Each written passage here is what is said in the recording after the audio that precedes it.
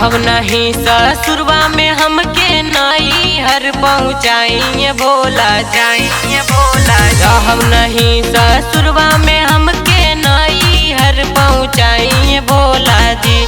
दुखत कोमल मोर कलाई न भांग पिसाइए भोला जी।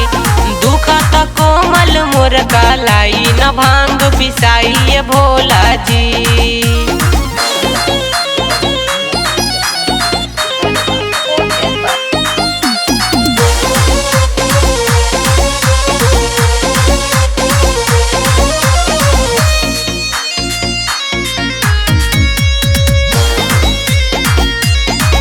घर में कबो कैनी ना कमवा पापा के रही दुलारी। सोना के झूला पर झूलत रही बड़ी मानेली महतारी बड़ी मानेली महतारी।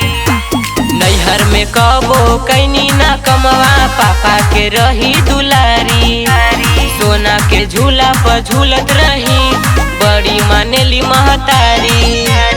अखिया लाल पियर करके हम पे ना खिसियाइए भोला जाइए भोला।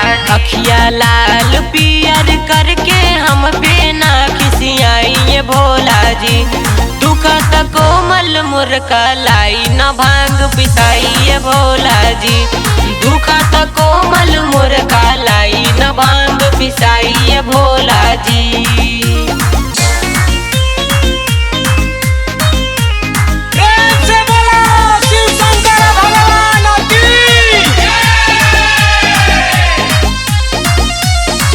कोमल कलाई से भांग न पिसाई होई जाए हम करिया। बहल अटारी छोड़ी के रउआ रहनी जंगल पहाड़िया जंगल पहाड़िया। कोमल कलाई से भांग न पिसाई होई जाए हम करिया।